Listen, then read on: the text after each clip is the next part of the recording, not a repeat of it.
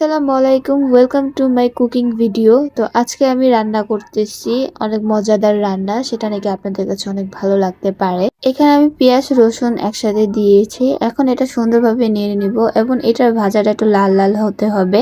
হলে হবে না, তাহলে গন্ধটা রয়ে যাবে। তো এখানে আমি কাঁচা মরিচ দিয়েছি এবং এটা ভালো মতন নাড়ে চেড়ে নিব। তারপর হলো আদা রসুন এবং এক এক করে মশলা আমি দিব। যেমন একটু আগে পানি দিয়ে নিব যাতে আমার মশলাটা না পুড়ে যায় এবং পেঁয়াজটা না পুড়ে যায়। তারপর এখানে ধনিয়া গুঁড়া, তারপর দিব হলুদ এবং এক এক করে অনেক মশলা দিব। তারপর হলো মরিচের গুঁড়া দিব এবং গরম মশলার গুঁড়া দিব, যাতে আপনাদের শুটকিটার গন্ধটা যদি না লাগে এবং খেতেও যাতে ভালো লাগে। লবণও দিব এবং লবণটা একটু কম দিবেন যাতে এটা শাকের তরকারি। আমি একটা মিস্টেক করে ফেলেছিলাম যে আমি বেশি লবণ দিয়েছি, যার কারণে আমার শাকটা একটু লবণ লবণ লেগেছে। আপনারা এই কাজটা ভুলও করবেন না, আপনারা সামান্য একটু লবণ দিয়ে নেবেন, তাহলে হয়ে যাবে। তো এখানে আমি হলো শুটকি নিয়েছি, এটা হলো পুঁটি মাছের শুটকি, কিন্তু তার থেকে ভালো হয় আপনারা চাপা শুটকি দিয়ে করবেন, তাহলে আরো খেতে ভালো লাগবে। আমার কাছে হাতে যা ছিল তাই দিয়ে আমি রান্না করতেছি। তারপর এখানে আমি কাঁঠালের বিচি দিয়ে দিচ্ছি এবং কাঁঠালের বিচি দিলে কিন্তু খাবারটা আরো সুস্বাদু হয়। যদি না থাকে তাহলে স্কিপ করতে পারেন। সুন্দর মতন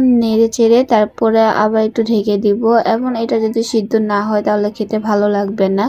তো এটা কয়েকবার নেড়ে আবার একটু ঢেকে দিব। তারপর এটা যখন সিদ্ধ হয়ে যাবে তখন আমরা পুঁই শাকটা দিয়ে দিব। পুঁই শাকটা দেওয়ার পরে আবার আমরা ভালো মতন নেড়ে নিব এবং যাতে এটা বেশি শাক যাতে, তাহলে একটু অল্প অল্প নেড়ে নিতে হবে। তারপর এখানে সেকেন্ড আবার একটু দিয়ে দিব, মানে সেকেন্ড যা ছিল সব দিয়ে দিব।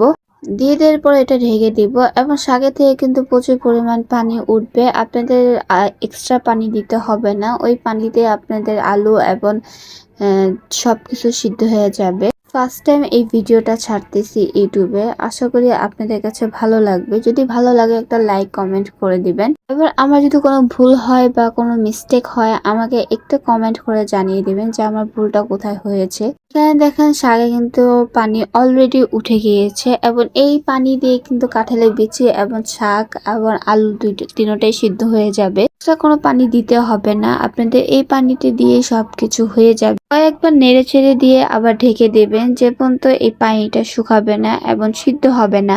নেড়ে চেড়ে ঢেকে দিয়েছি। এখন এটা যখন হয়ে যাবে, এটার পানিটা যখন থাকবে তখন আপনি এটা লো হিটে করবেন, একটু লো হিটে করবেন যাতে আপনার ওই শাকটা সিদ্ধ হয়ে যায় এবং সবকিছু মানে মশলার গন্ধটাও চলে যায়। তো এই তো এখানে করার পরে আর একটু ঢেকে দিব। ঢেকে দেওয়ার পরে আবার করব। আসলে শাক খেতে ভালো লাগে, বাট কিভাবে রান্না করতে হবে এটা আসলে অনেকে জানে না। যাই হোক, এখানে আমার রান্না হয়ে গিয়েছে। আশা করি আমার ভিডিওটা আপনাদের কাছে ভালো লাগবে। আমার এটা নতুন ভিডিও, আপনাদের যদি ভালো লাগে তাহলে একটা লাইক দিবেন, তাহলে ইনশাল্লাহ আমি আরো ভিডিও ছাড়তে পারবো। একটা পেজ আছে সন্ধ্যা লাইফস্টাইল, আপনারা চাইলে আমার পেজটা একটু ঘুরে আসতে পারেন, দেখতে পারেন। রেসিপিটা ভালো লাগলে একটা লাইক কমেন্ট করে দিবেন। তো আজকে এই পর্যন্ত, সবাই ভালো থাকেন, সুস্থ থাকেন, আল্লাহ হাফেজ।